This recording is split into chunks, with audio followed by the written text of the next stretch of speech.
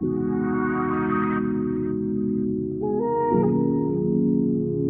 back.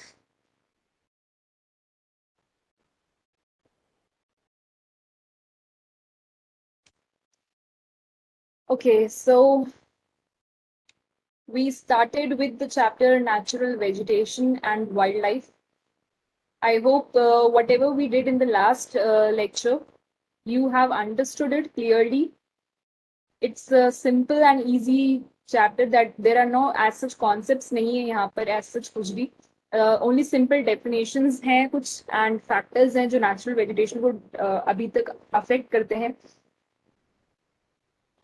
We completed the introductory portion of the chapter, then we moved ahead discussing the relief, climate. Under the heading of climate, we discussed temperature, how temperature affects the vegetation, photo period, sunlight, precipitation. ठीक है? And then we moved ahead discussing the ecosystem. फिर हमने ecosystem discuss करा. Okay. So अभी तक I hope आपको कोई दिक्कत नहीं आई होगी. There must have been clarity to you until now. Now we move further and you can have a look to this diagram given in your books, area under forest cover.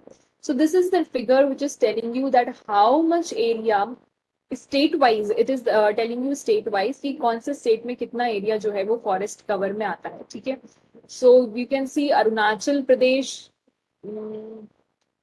Then you can see this is your Mizoram. Mizoram is having the highest forest cover. If you check out over here, this is your 90.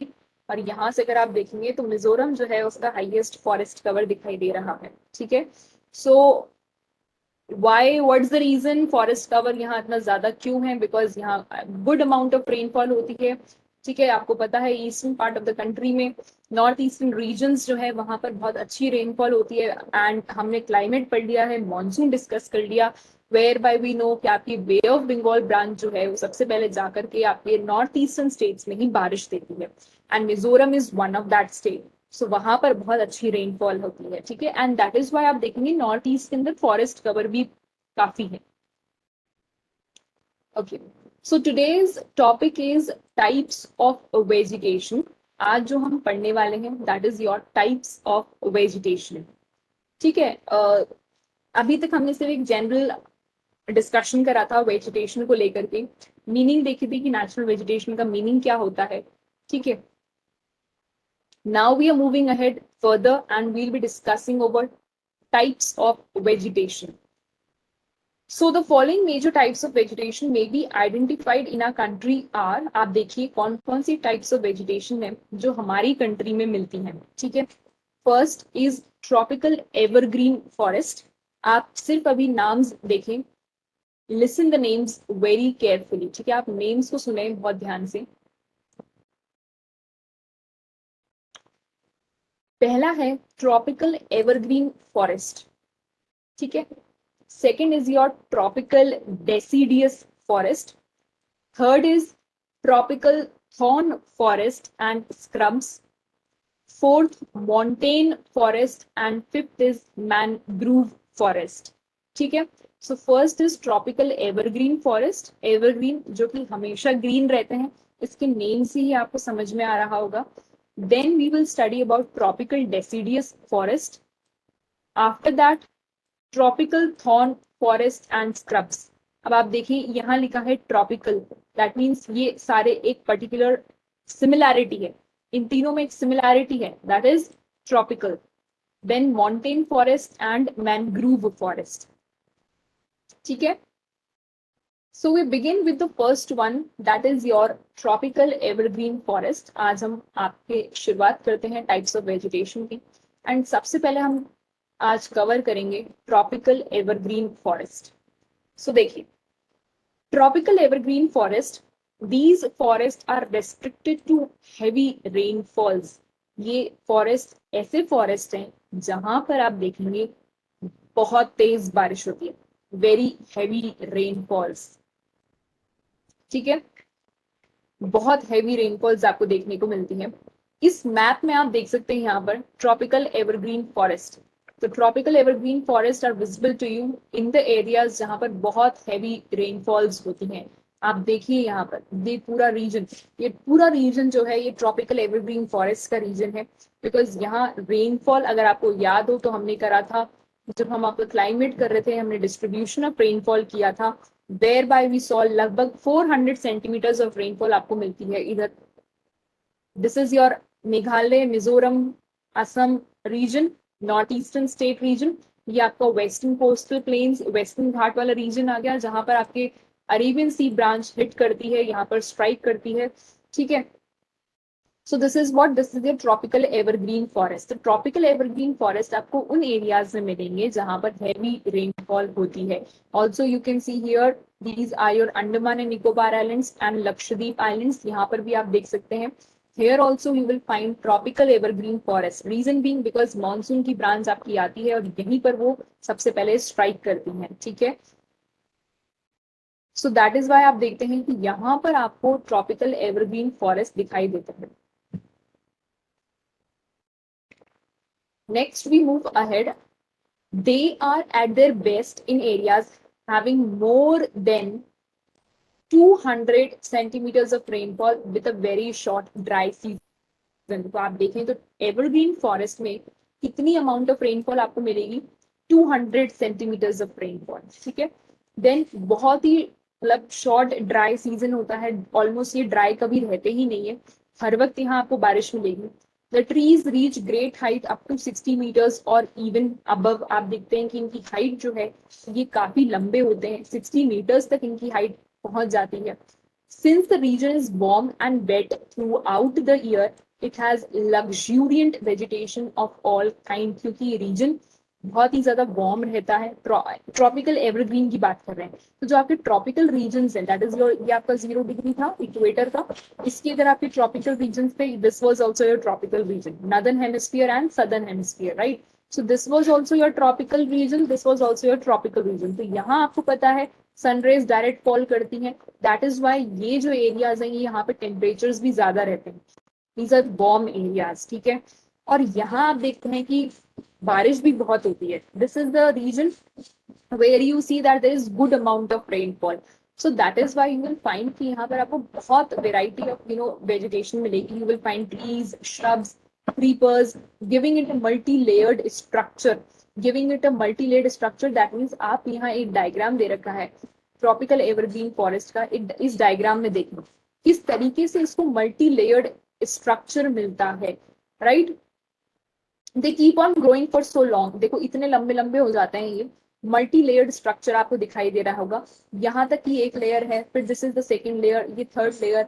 ठीक है, these are all layers, see it is written over here, shrubs layer, फिर आपके यहाँ पर आपको young trees मिलते हैं, फिर आपको कैनिपी की लेयर मिलती है, एमरजेंट लेयर। ठीक है, और फिर ये अल्टीमेटली अपनी मैक्सिमम हाइट तक पहुंच जाते हैं। इस मैक्सिमम हाइट के बाद ये ग्रो नहीं करेंगे।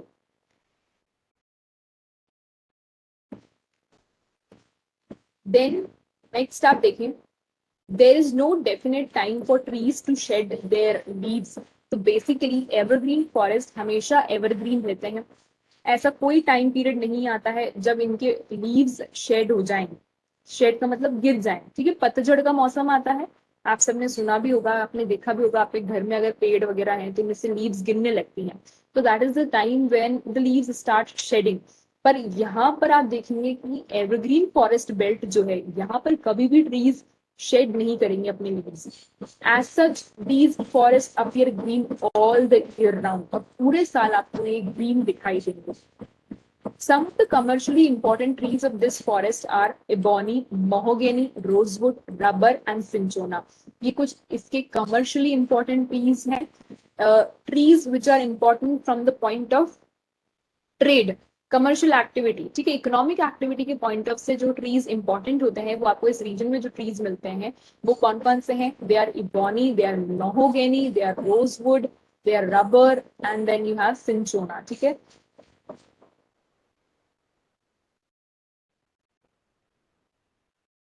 Okay, the common animals not only plant species, यहाँ पर आपको फ्लोरा कौन सी मिलती है, सो हमने ये आपकी फ्लोरा हो गई, दिस वाज योर फ्लोरा, ठीक है, ये आपकी फ्लोरा थी। और फ्लोरा के साथ साथ आप देखेंगे यहाँ फौना भी मिलता है, एनिमल स्पीशीज भी मिलते हैं। The common animal species found in these forest are elephants, monkey, lemur and deer. The one-horned rhinoceros are found in the jungles of Assam and West Bengal.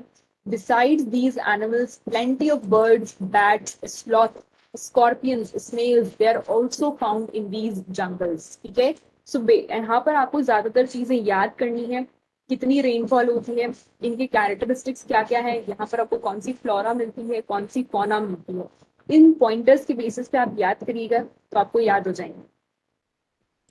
Okay, सो हमने सबसे पहला आपको कौन सा करा है आज, एवरग्रीन फॉरेस्ट करा है। और एवरग्रीन फॉरेस्ट में हमने देखा कि ये हैवी रेनफॉल एरियाज में मिलते हैं। इस मैप में भी हमने इनकी लोकेशन देखी है, कौन कौन से रीजन्स हैं जहां पर आपको एवरग्रीन फॉरेस्ट मिलेंगे, ठीक है। फिर हमने इनके फीचर्स देखे, कैरेक्टरिस्टिक फीचर्स क्या क्या है। कैरेक्टरिस्टिक फीचर्स में हमने देखा 200 सेंटीमीटर ऑफ रेनफॉल चाहिए होती है इनको। यहाँ पर आपको हर तरीके की वेजिटेशन मिलेगी क्योंकि यहाँ रेनफॉल होती है, throughout the year rainfall होती है। They appear green all the year round. Then important trees and important animals कौन कौन से हैं वो भी हमने यहाँ देख लिए। Now we are moving to the next one, that is your tropical deciduous forest. Now what are tropical deciduous forest?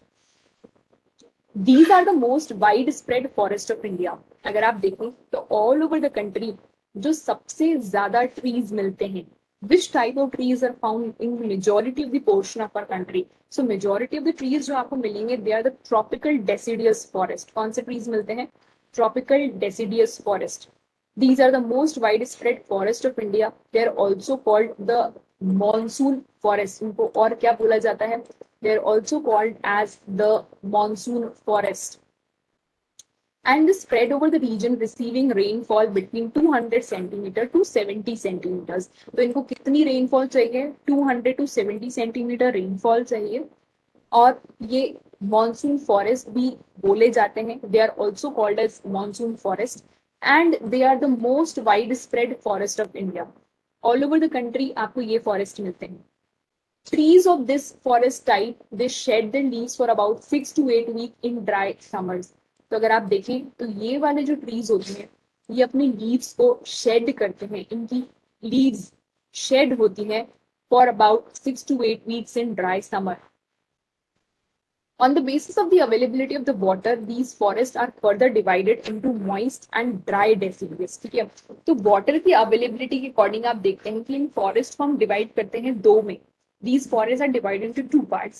One is your moist and dry deciduous. The former is found in the area receiving rainfall between 200 and 100 centimeter. That means जो आपके moist forest है ये आपको कहाँ मिलेंगे? 200 से 100 centimeter rainfall में. These forests exist therefore mostly in the eastern part of the country, northeastern states along the foothills of the Himalayas, Jharkhand, West Odisha, Chhattisgarh, on the eastern slopes of the Western Ghat. ये areas हैं जहां पर आपको moist deciduous forest मिलेंगे। Teak is the most dominant species of this forest. इस particular forest में कौन सी species बहुत ज्यादा dominate करती है?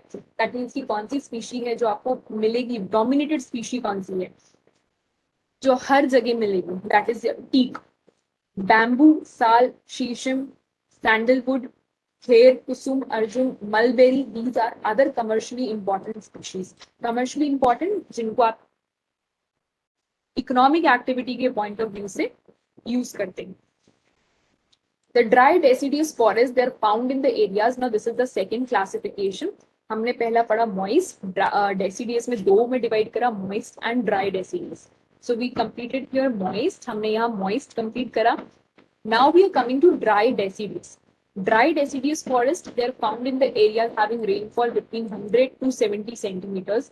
These forests are found in the rainier parts of the peninsular plateau. ये आपको कहाँ मिलेंगे? Peninsular plateau वाले region. ठीक है, Peninsular plateau का region अब आपको पता लग गया होगा कौन सा है, ये वाला पूरा। And the plains of Bihar and UP, और कुछ आप देखेंगे जो यूपी और बिहार के प्लेन्स हैं यहाँ पर भी आपको ये मिलता है. There are open stretches in wheat. There are open stretches in which teak salpi green grow. A large part of this region has been cleared for cultivation, and some parts are used for grazing. इस particular forest cover का बहुत सारा ऐसा major portion है जिसको clear कर दिया गया है. क्लियर क्यों करा गया? What is the reason? Cultivation activity, agricultural activity के लिए, and also for grazing purpose as well. ठीक है, ग्रेजिंग पर्पस के लिए.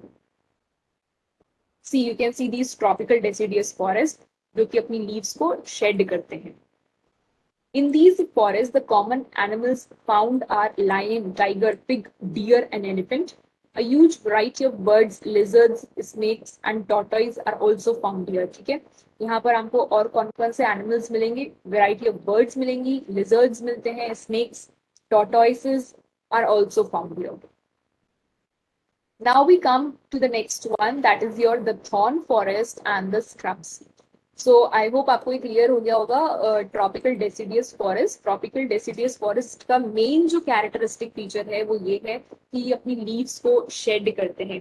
They shed their leaves. वहीं अगर हम evergreen forest की बात करें तो evergreen forest कभी भी leaves shed नहीं करेंगे. They are throughout the year green. हमेशा green होते हैं. ठीक है. The regions with less than 70 centimeters of rainfall, the natural vegetation consists of thorny trees and bushes. तो ऐसे region जहां पर 70 सेंटीमीटर से कम बारिश होती है वहां आप देखेंगे कि आपको thorny trees मिलते हैं and bushes मिलती हैं. This type of vegetation is found in the northwestern part of the country. This you know कि इस तरीके की जो vegetation है वो आपको northwestern part of the country में मिलेगी क्योंकि यहाँ पर बारिश कम होती है. ये हम बहुत बार पढ़ चुके हैं.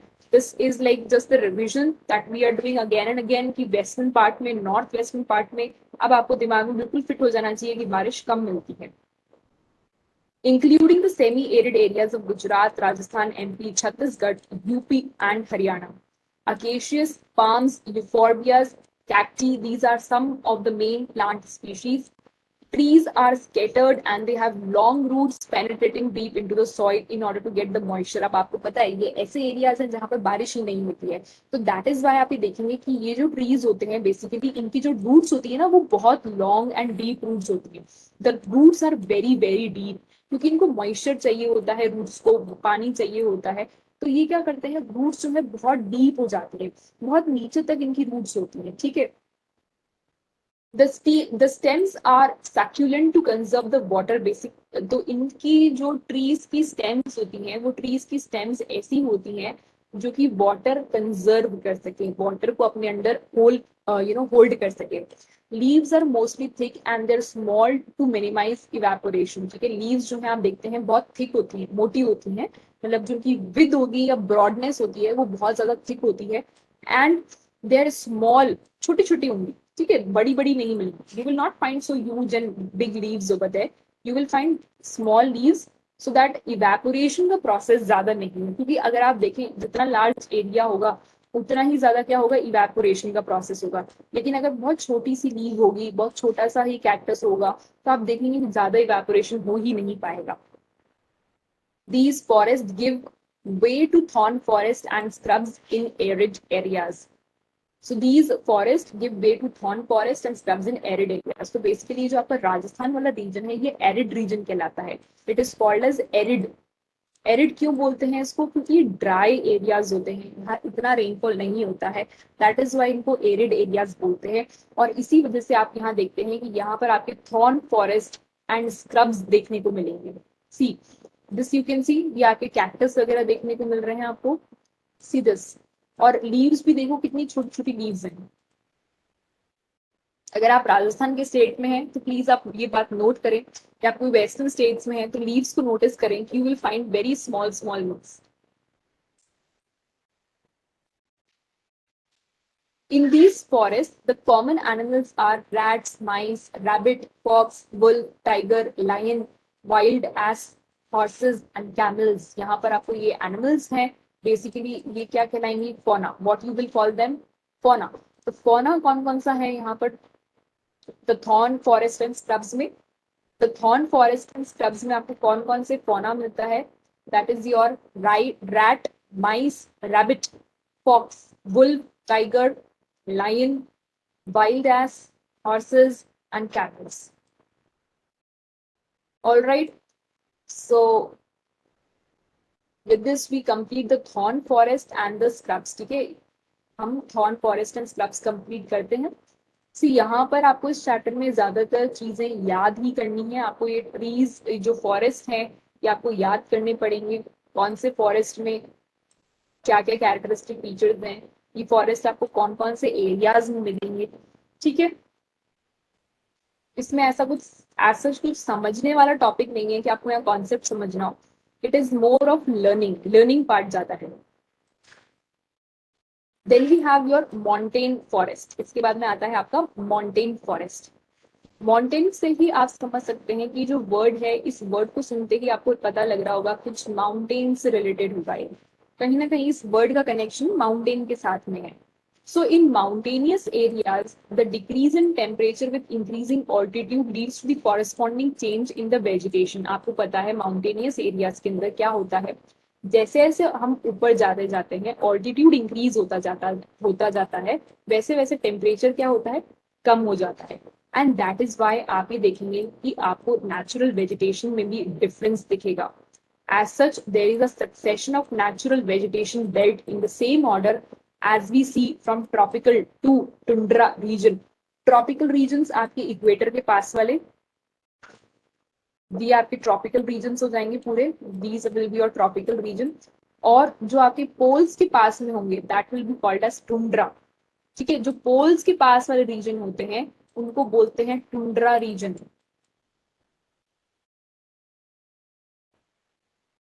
ठीक है. The wet temperate type of forests are found between the height of 1000 to 2000 meters. Evergreen broadleaf trees such as oaks and chestnut predominate. यहाँ पर आपको mountainous vegetation में you will find कि एक पर्टिकुलर लेयर में, एक पर्टिकुलर सेक्टर में आपको एवरग्रीन फॉरेस्ट मिलेंगे. फिर आप कुछ हाइट पे और जाएंगे तो आपको अलग अलग हाइट पे आपको अलग अलग वेजिटेशन देखने को मिलती है. ठीक है, सो यहाँ पर आप देखेंगे कि आपको अलग अलग हाइट पर, बिकॉज जैसे जैसे आप माउंटेन के ऊपर जाते जाएंगे ना, यहाँ पर आपको देखिए अभी आप नीचे हैं तो यहाँ आपको वेजिटेशन डिफरेंट मिलेगी.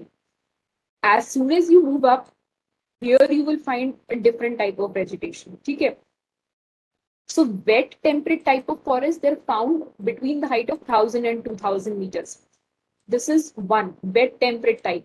फिर हमने देखा सेकेंड एवरग्रीन ब्रॉड लीव्स आपको कौन सी हाइट में मिलते हैं, such as oaks and chestnut predominate between 1500 to 3000 meters. Temperate forests containing coniferous trees, pine, deodar, silver, fir, spruce, cedar, these are found. इस हाइट पर 15,000 से 3000 मीटर्स की हाइट पर आपको कौन कौन से फॉरेस्ट मिलते हैं, उनके ये नेम्स हैं: पाइन, डियोदार, सिल्वर, स्प्रूस, सिदार. ठीक है, These forests cover mostly the southern slopes of the Himalayas. अगर आप देखें तो ये हिमालयस के southern slopes पर आपको मिलेंगे. Places having high altitude in the southern and the northeastern India.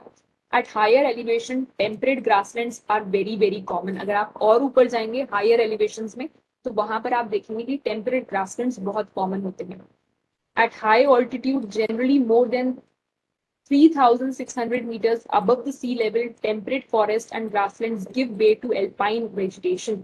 इससे भी अगर आप ऊपर चले जाते हैं तो अल्टीमेटली आपको बिल्कुल टॉप पर एल्पाइन वेजिटेशन मिलती है.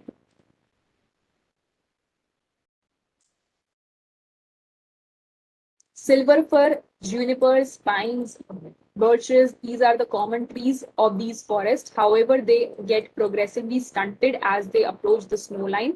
लेकिन जैसे जैसे हम स्नो लाइन के क्लोज जाते हैं, एक स्नो लाइन आ जाती है यहाँ पर जहां पर आप देखेंगे स्नो स्टार्ट हो जाएगी, तो उस पर्टिकुलर लाइन से आप देखेंगे कि जो प्लांट्स होते हैं उनकी साइज बहुत रिड्यूस हो जाते हैं. छोटे छोटे आपको मिलेंगे यहाँ पर, बहुत बड़े बड़े नहीं मिलेंगे. You will find very small vegetation. Ultimately, through shrub and scrubs, they merge into the alpine grasslands. That means शुरुआत इनकी shrubs से होती है. बहुत यहाँ पर आप देखेंगे shrubs वगैरह से स्टार्टिंग होगी और जैसे जैसे हम ऊपर जाते जाते हैं ये alpine vegetation आपको मिलती है.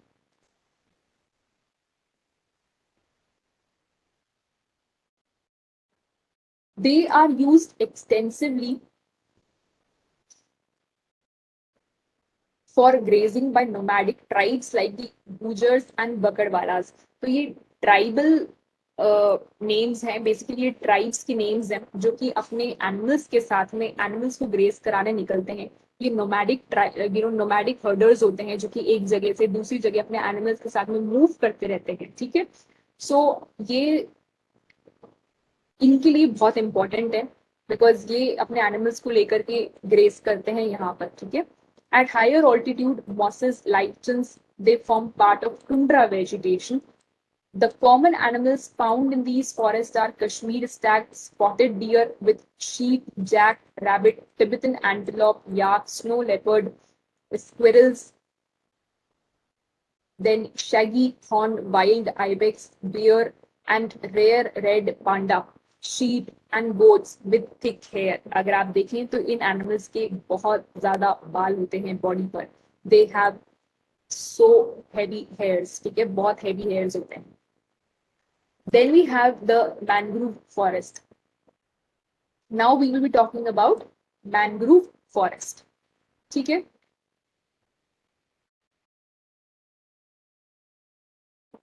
ओके. सो मैंग्रोव फॉरेस्ट के बारे में डिस्कस करेंगे. This is the last type of vegetation that we will be discussing here. हमने कौन कौन सी वेजिटेशन यहाँ पर देखी थी? Tropical evergreen forest, tropical deciduous forest, thorn forest and scrubs, montane forest, mangrove forest. Last हम आज पढ़ने वाले हैं mangrove forest.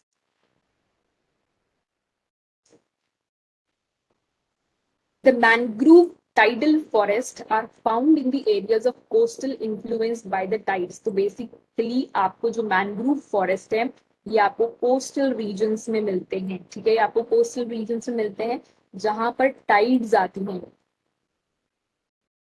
Mud and silt get accumulated on such coast. यहाँ पर आप देखते हैं कि मिट्टी वगैरह बहुत ज्यादा आपको मिट्टी मिलती है, सिल्ट मिलता है. ठीक है, बिकॉज अब अगर आप देखें कोस्टल रीजन हैं यहाँ पर रिवर्स भी डिपॉजिट करती हैं लाकर के सिल्ट को, सैंड को डिपोजिशन का वर्क करती है river. Dense mangrove are common varieties with root of plant submerge under water. आप देखते हैं कि इनकी जो रूट्स होती है वो आपको पानी में सबमर्ज्ड मिलेंगी. You will find the roots of these trees submerged under water. ठीक है, पानी में मिलती है. They are actually in the water. Roots जो होती है बिल्कुल पानी में होती है. The deltas of Ganga, Mahanadi, Krishna, Godavari, Kaveri, they are covered by such vegetation. तो आपको पता है ना, गोदावरी, कावेरी, महानदी ये रिवर्स कहाँ है? बेसिकली ये वाला रीजन. ठीक है, यहाँ देखो this is your Mahanadi delta, then यहाँ की गोदावरी कावेरी रिवर इधर है. तो यहाँ ये जो पूरा रीजन है आपका, यहाँ पर आप देखेंगे कि आपको मैनग्रोव फॉरेस्ट मिलते हैं. सी, ये जो पैचेस दिख रहे हैं आपको यहाँ पर, small small patches that you can see over here, this patch, ये delta region. This is what Mahanadi का डेल्टा है ना. यहाँ देखो यहाँ पर भी आपको मैंग्रोव फॉरेस्ट मिलेंगे. ये क्या है? गंगा का. गंगा यहाँ से आपको याद है बे ऑफ बंगाल में एंड हो रही थी. गंगा रिवर यहाँ तक आ रही थी फिर टर्मिनेट हो रही थी, अपना डेल्टा बना करके. तो this is the deltaic region. यहाँ पर आपको मैंग्रोव फॉरेस्ट मिलते हैं. सी, यहाँ पर आपको मैंग्रोव फॉरेस्ट मिलेंगे. तो कोस्टल एरियाज में ही आपको मिलते हैं ये. In the Ganga Brahmaputra Delta, Sundari trees are found which provide durable hard timber. Palm, coconut, Quora, agar also grow in some parts of the delta. ये कुछ trees के नाम हैं जो आपको यहाँ पर मिलते हैं. Royal Bengal tiger is a famous animal in these forests. In forest में आपको Royal Bengal tiger मिलता है. Turtles, crocodiles, gharials, snake, they are also found in these forests. In forests में आपको ये animals भी मिलेंगे. ठीक है, so with this we have completed your topic of types of vegetation. हमने टाइप्स ऑफ वेजिटेशन का टॉपिक कंप्लीट कर लिया है, whereby we discussed your 5 types of vegetation: tropical evergreen forest, tropical deciduous forest, thorn forest and scrubs, montane forest, and mangrove forest. All right.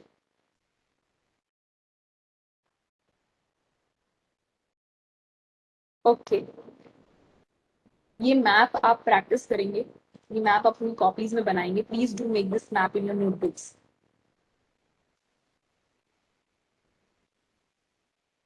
So with this we have completed your types of vegetation. Easy topic है, बस ज्यादा से ज्यादा आपको इसमें learn करने हैं. Keep revising.